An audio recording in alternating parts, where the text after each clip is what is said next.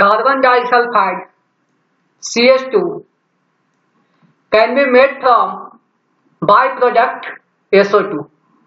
Okay, overall reaction क्या दिया हुआ है, कार्बन प्लस SO2 क्या बन रहा है, CH2 प्लस CO.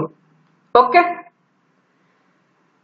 आगे क्या बोल रहा है कि how much CH2 can be produced from 440 kg of SO2 with 60 kg of Coke. Coke means क्या, कार्बन.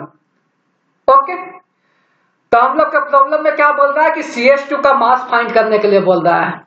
यही ना बोल रहा है कि CH2 कितना बनेगा रिएक्शन हो जाने के बाद.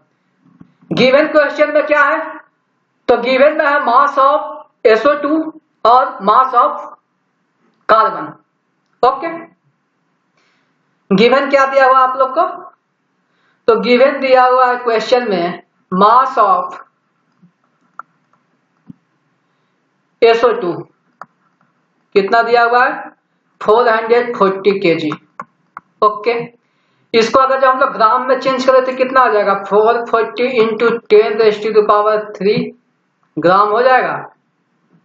ओके, अब मोल्स ऑफ SO2 क्या हो जाएगा, तो जो मास दिया हुआ उसको हम लोग किससे डिवाइड कर देंगे, मोलर मास से. तो मोल्स आ जाएगा SO2 का. तो मोलर मास ऑफ SO2 कितना है, मोलर मास ऑफ SO2, तो मोलर मास SO2 का आता है 64 ग्राम पर मोल. ओके, तो मोल्स ऑफ SO2 यहां से कितना आ जाएगा, हम लोग मोल्स ऑफ SO2 कैलकुलेट कर लेते हैं. तो मोल्स क्या होता है, mass divided by molar mass. तो 440 इंटू 10⁻³ ग्राम डिवाइडेड बाय 64 ग्राम पर मोल.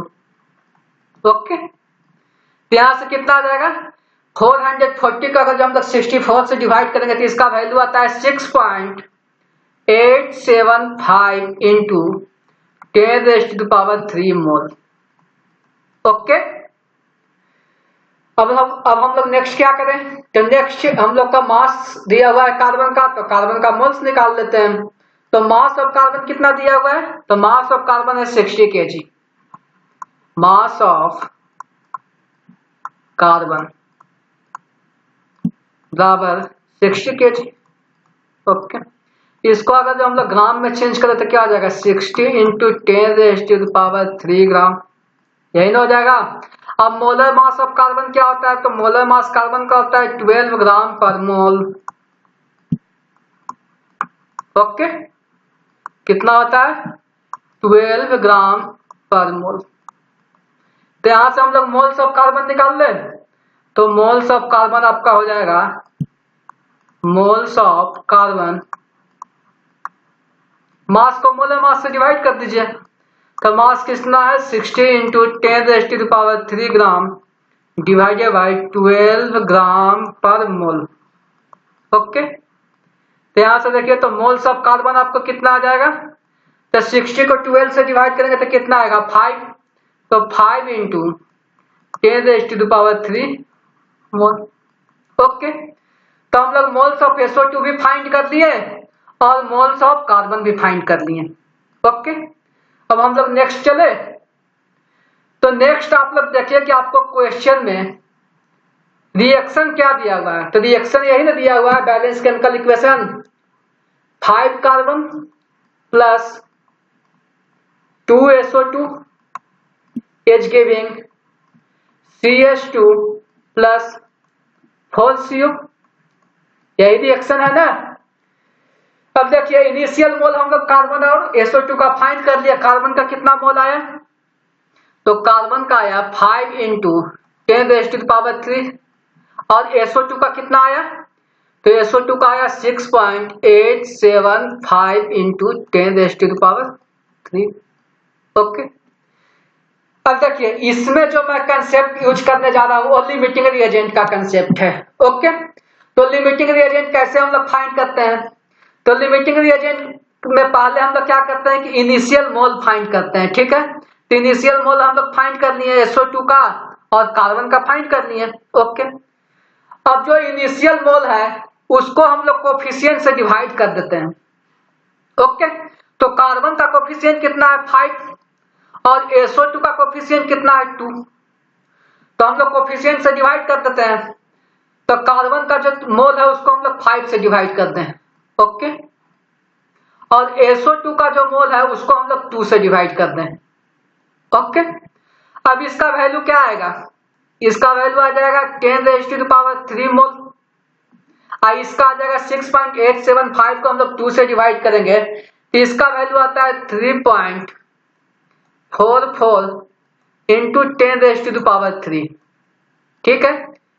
तो हम लोग इनिशियल मोल को किससे डिवाइड कर दिए, कोफिशिएंट से डिवाइड कर दिए, तो कोफिशिएंट से डिवाइड करने के बाद दोनों का वैल्यू हम लोग लिख दिए। अब जो वैल्यू आया उसको हम लोग चेक करना है कि कौन सा वैल्यू मिनिमम है और कौन सा मैक्सिमम है, ओके। तो यहाँ पे देखिए, तो ये क्या है 10⁻³ है, ये क्या है 3.4 इंटू 10⁻³, तो ये वाला वैल्यू क्या है, इससे बड़ा है ना ये वाला, तो क्या आ जाएगा, इसका ये मैक्सिमम वैल्यू है, ओके, और ये वैल्यू क्या है, मिनिमम है, और जो वैल्यू मिनिमम रहता है वही क्या रहता है, लिमिटिंग रिएजेंट हो जाता है, ओके, क्योंकि वो क्या हो जाएगा, रिएक्शन में कंज्यूम हो जाता है। तो आप लोग को क्या, हम लोग को क्या पता चल गया कि कार्बन क्या है, लिमिटिंग रिएजेंट है, ओके, और SO2 क्या है, तो SO2 हो जाएगा एक्सेस रिएजेंट। एक्सेस रिएजेंट मतलब एक्सेस रिएजेंट का मतलब क्या हो गया कि रिएक्शन कंप्लीट हो जाने के बाद भी इसका मास कुछ न कुछ बचेगा, ठीक है, लेकिन जो लिमिटिंग रिएजेंट रहता है उसका रिएक्शन कंप्लीट हो जाने के बाद इसका मास क्या हो जाता है, 0 हो जाता है, ओके। तो यहाँ पे देखिए हम लोग लिख दे रहे हैं कि कार्बन यहाँ पे रिएक्शन में कौन लिमिटिंग रिएजेंट है, तो carbon is act as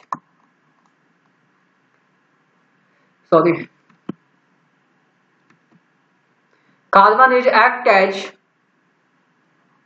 limiting reagent, okay.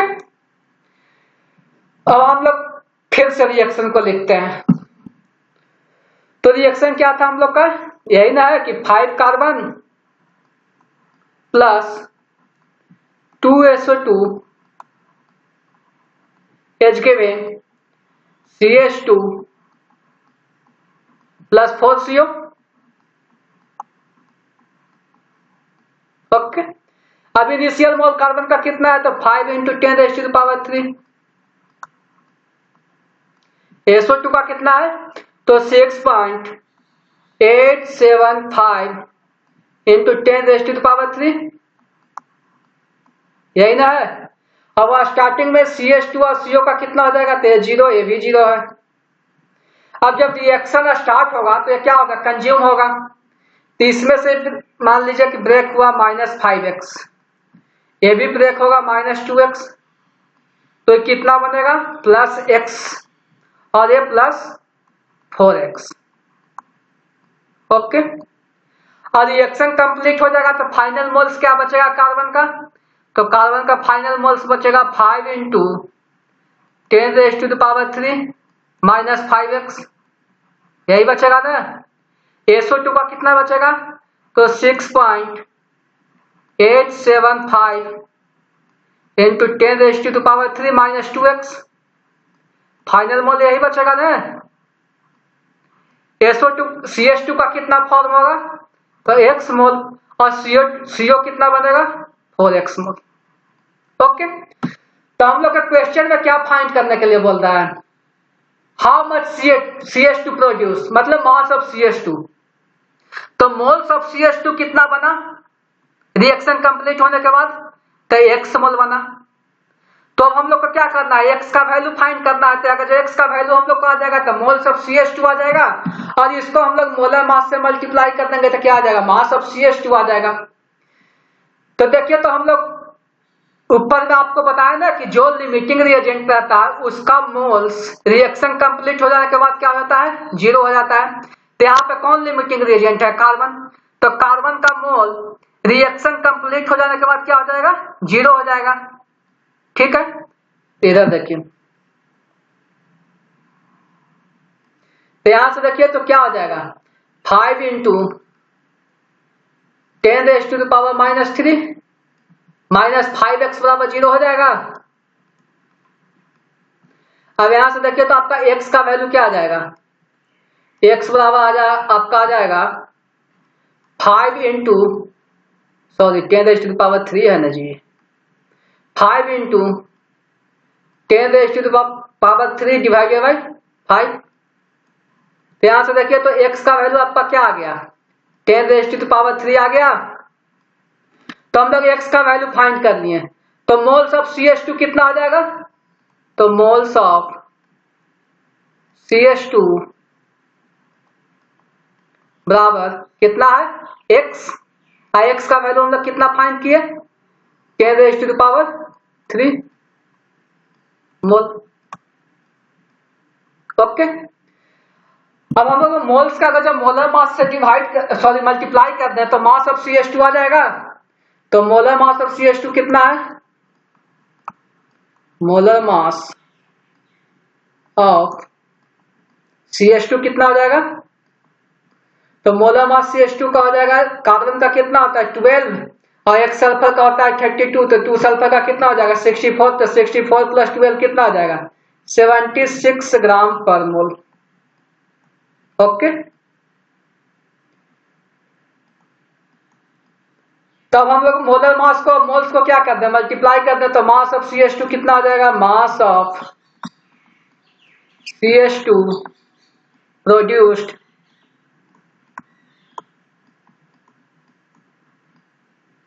बराबर क्या आ जाएगा, मोल्स ऑफ CH2 तो 10⁻³ मोल इनटू मल्टीप्लाई कर देंगे किससे, 76 ग्राम पर मोल से, मोलर मास यही है ना 76 ग्राम पर मोल। अब यहां देखिए मोल से मोल कैंसिल हो गया तो क्या हो गया 76 इंटू 10⁻³ ग्राम, यही आएगा आपका वैल्यू ना। अब इसको हम लोग देखिए केजी में कन्वर्ट कर देते हैं, तो केजी में कितना हो जाएगा 76 केजी, 1 केजी बराबर कितना होता है 1000 ग्राम। तो इसको हम लोग अगर केजी में कन्वर्ट करेंगे तो 1000 से डिवाइड कर देंगे तो कितना आ जाएगा 76 केजी। ओके, तो मास ऑफ CH2 कितना आ गया, यही पूछ रहा है ना how much CH2 can be produce, तो मास ऑफ CH2 प्रोड्यूस कितना आ गया 76 केजी। ओके, समझ गए ना। सबसे पहले हम लोग क्या किए, जो क्वेश्चन में गिवन दिया हुआ था मास ऑफ SO2 और मास ऑफ कोक, उससे हम लोग क्या कर लिए SO2 और कोक का क्या कर लिया मोल्स फाइंड कर लिए। ओके, अब मोल्स फाइंड करने के बाद हम लोग किसका कॉन्सेप्ट लगा दिए, तो कॉन्सेप्ट लगा दिया हम लोग लिमिटिंग रिएजेंट का। ओके, तो कार्बन क्या आया यहाँ पे लिमिटिंग रिएजेंट, तो लिमिटिंग रिएजेंट का मोल्स क्या होता है, फाइनल मोल्स रिएक्शन कंप्लीट हो जाने के बाद क्या हो जाता है इसको 0, मतलब कि रिएक्शन में वो कंप्लीटली कंज्यूम हो जाता है। ठीक है, तो यहां से हम लोग x का वैल्यू निकाल दिए, फिर क्या किया मोल्स ऑफ CH2 निकाल दिया, मोल्स ऑफ CH2 को मास से मोलर मास से मल्टीप्लाई कर दिए तो मास ऑफ CH2 आ गया, फाइनल मास कितना आया 76 केजी। ओके।